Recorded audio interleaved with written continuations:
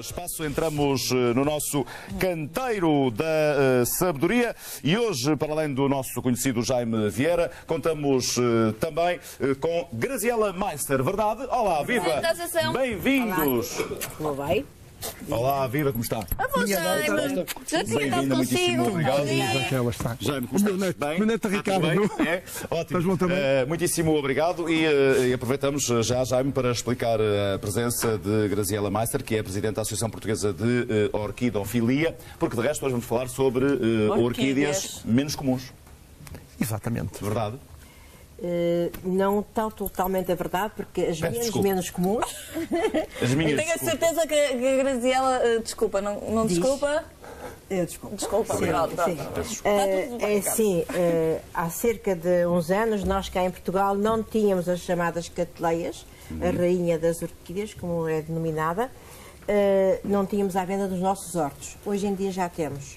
Portanto, já não começa podemos... a ser comum. Exatamente. Não é tão comum quanto uma Phalaenopsis, que não trouxe essas comuns assim, mas, portanto, mais estranhas, mais invulgares, são outras que cá não há. Muito bem. Porque há realmente muitos géneros de orquídeas e algumas não são comercializadas cá em Portugal. Ou seja, não é a mais conhecida das orquídeas, mas já está a ter uma Sim, belíssima exatamente. exposição. E por isso em também Portugal. a escolhi para trazer até cá, porque assim todo o público pode adquirir, depois de aprender alguma coisa sobre ela, adquiri-la e tê-la em casa. Muito bem. Que outras que eu vou estar a falar sobre outras, por exemplo, eu trouxe este exemplar, não é possível comprar cá. Mas é linda. É fora de lugar e quem diz que isto é uma orquídea, e isto também é. Elas são realmente muito diversas. São muito diferentes. Tem uma coleção com quantas orquídeas? 1200, mais ou menos. Uma coisa pouca. É assim uma orquídea outra. E esta altura é uma belíssima altura para apreciar as orquídeas, não é? Quer dizer, não é a altura máxima em ter número de orquídeas em flor. Mas quando se tem uma coleção muito diversificada, que é o meu caso, portanto com muitos géneros, Sim, aí e provavelmente. aí há sempre algumas Há que dão sempre flor. algumas, não é? É verdade. As cateleias são muito gratificantes porque durante todo o ano há alguma espécie que dá flor.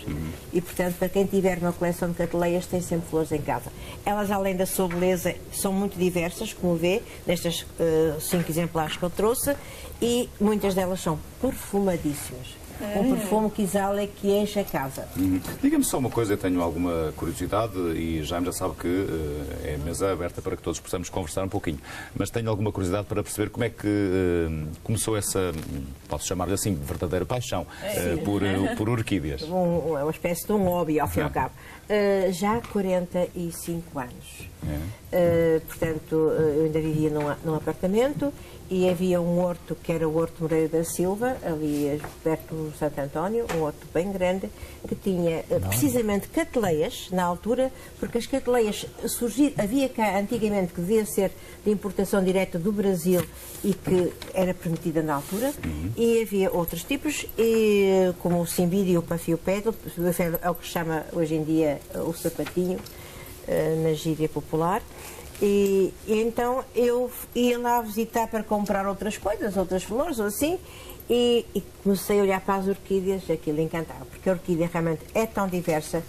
Nós temos variedades múltiplas. E ao encantar-se com a orquídea, começou a aprofundar os estudos? Sim, muito difícil nessa altura. Portanto, há 45 anos não tínhamos internet, Sim, não havia navegação, nada. Os livros de acesso, muito difícil. Não havia livros de acesso em português, não havia nada. Comecei a adquirir alguma coisa em inglês. Portanto, a Inglaterra é quem estava no auge, tinha as suas orquídeas. Consegui adquirir, mas os conhecimentos não tinham nada a ver com o que estou agora. E também matei orquídeas, porque não sabia bem lógico, claro. não é? E nessa altura não havia também uma associação, com certeza, não é? Não havia nada. Foi a principal impulsionadora da criação da associação? Não, foi um outro senhor, o Dr. Jaime Combadão, de Lisboa, que foi quem iniciou, quem fundou a nossa associação em Lisboa. esteve com ela 2 anos e depois passou para mim. Quantas pessoas fazem parte desta associação? Somos 330 agora. Uma associação que com certeza tem como função também formar e informar as pessoas sobre as diferentes espécies. Exatamente. O nosso lema É quase uma confraria. É uma confraria das orquídeas. O objetivo é Exatamente. defender e divulgar a orquídea. A orquídea e ensinar a pessoa a tratar bem dela para que ela não morra. Portanto, nós temos que preservar a orquídea e para que ela em nossa casa dê a flor. Porque muitas pessoas levam as orquídeas para casa e dizem que agora já não dá mais flor. Não é verdade, nós vamos ensinar os truques conforme vai ser necessário dar um certo carinho, um certo cuidado à planta para depois conseguirmos que ela dê flor. E dão todas flor outra vez. E será possível, eu sei que depende naturalmente de espécie para espécie, mas será possível deixar ficar aqui alguns conselhos básicos para Sobre quem tem a orquídeas? cateleia. Neste caso em concreto. Sobre a cateleia, exatamente. Portanto, a cateleia é uma orquídea que hoje em dia qualquer espectador pode comprar num horto, onde uma grande superfície já aparece, mas mais em hortos. E também, já agora nós temos uma exposição, vou aproveitar para os anunciar, temos uma exposição internacional em março. Na nossa exposição vêm vários expositores extra-Europa e trazem muitas orquídeas boas, trazem as cateleias. Os nossos portugueses também, os nossos portugueses importam muitas orquídeas hivernas, portanto aí podem adquirir as orquídeas que quiserem. O que é que nós temos que fazer? Temos que ter cuidado com a nossa cateleia. A cateleia não é propriamente uma orquídea de frio. Nós temos aqui, por exemplo, estas, as Marsdevallia, que são orquídeas que se dão no jardim ao frio. Tem 0 graus negativos, perfeitamente. A cateleia não. O mínimo seria entre os 10, 9, 12, entre os 9 e os 12. Depois, o mais calor aguenta sempre. Gosta muito de calor. Gosta do quentinho. Gosta do quentinho. Mas aguenta a temperatura fraca, mais baixinha. Temos que ter o cuidado com a rega. Em casa, portanto, vamos escolher uma janela. Quem não tem estufa, não tem uma marquise, pode escolher uma janela virada a sul ou poente, tendo cuidado de, nestes meses agora de inverno não há qualquer problema, mas nos meses de fim de primavera e verão é preciso que o sol não lhes bata nas folhas com muita intensidade nas horas muito quentes. Não seja direto, não é? Portanto, pode ser um sol da manhã, um sol da fim da tarde, mas no sol das 2 horas é perigoso que vai queimar as folhas.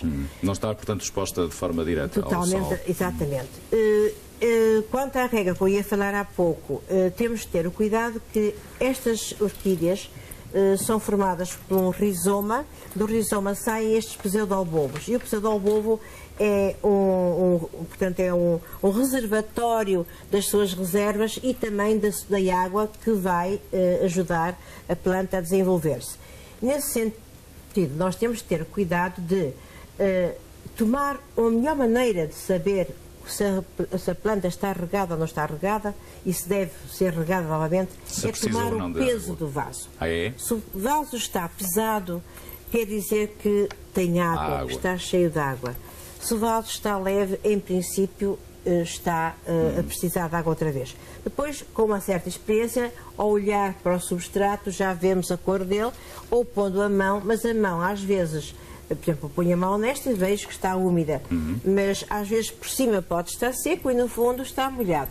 E o que acontece? Nenhuma orquídea, e a cateleia também não gostam de estar sempre com os pés molhados, com as raízes encharcadas. Então, se gostam do quentinho, ainda por cima vão estar agora ao frio. Isso é como se estivesse sempre a chover. Claro que, sendo uma orquídea de quente, conforme a temperatura ambiente que está, ela vai secar mais ou menos. Portanto, nós vamos ter que regar mais ou menos conforme o calor que está. Mas a orientação melhor é ver o peso do vaso. Muito bem. O ideal para sabermos o peso do vaso é um dia regarmos completamente, deixar correr a água toda e depois vemos com ela regada o peso que ela tem. Certo. E depois vamos experimentando. Vai diminuindo o peso até perceber. Tem tudo muita técnica, já percebi. Há aqui alguma matemática. Portanto, a próxima exposição é em março, certo? Em março de 2015, na Expo Nord, dias 20, 21 e 22. É uma exposição internacional e venda também de orquídeas. O Rojame vai? Claro. Estou convidado para uma palestra que a doutora Graziela me convidou. Aliás, já na última exposição internacional também lá estive também com uma palestra.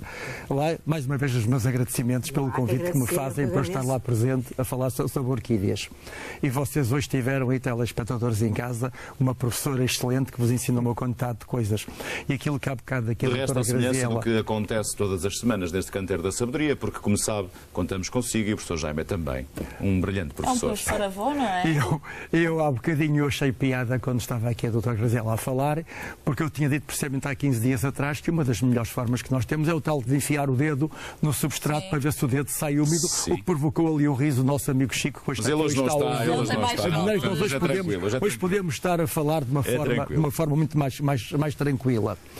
Antes de nós terminarmos, eu não sei se já terminou tudo a este respeito. Se quiserem perguntar mais alguma coisa, Nós gostaríamos, mas o tempo Nosso tempo é que não Antes de permite nós mais. terminarmos, portanto, 2 a 8, eu sei que 2 a 8 e 2 a 15, É verdade. porque é Natal Só e nos é Ano encontramos Novo, não agora há as grandes em manhãs. 2015, provavelmente. Vamos estar só em 2015. Nessa altura eu virei cá falar sobre as tarefas para o mês de janeiro, tanto no jardim como no pomar. Quero deixar ficar aqui os agradecimentos, porque ao fim de 8 meses que o Canteiro da Sabedoria está aqui presente, agradecer, portanto, ao Porto Canal, agradecer a todos, apresentadores, Nós toda a é que gente que aqui está, a todos, a maneira simpática e carinhosa como nos têm realmente sempre acompanhado aqui. Os agradecimentos também às pessoas que me têm aqui acompanhado, os meus convidados, a todos os telespectadores que mandam mails, uns mails mais queridos, outros mails por vezes, como há bocadinho estava a dizer à minha neta, mas alguns que são assim menos agradáveis, mas de qualquer forma todas as semanas recebo uma série de mails. Portanto, deixo aqui ficar os meus votos de Canteiro da Sabedoria para toda a gente do Porto Canal, para todos os telespectadores, para todas as pessoas realmente que têm colaborado connosco. É tudo isso. E para vocês, muito especial, um bom Natal. Se não nos voltarmos a ver, um bom Natal também. Com certeza que sim. Entradas em 2015. Minha neta, um sorriso. Graziela, muitíssimo obrigado também pela sua presença e bom fechar Natal. os olhos também. e tudo assim está bem, assim é que eu gosto. Festejar. Tchau. Ora, e assim concluímos o nosso Canteiro da Sabedoria, mas não se esqueçam, apesar de uma ausência de 2 semanas, podem sempre ter informações sobre o Canteiro da Sabedoria no website, o canteirodasabedoria.com, ou a página oficial no Facebook, também é fácil, em www.facebook.com/canteiro.da-sabedoria.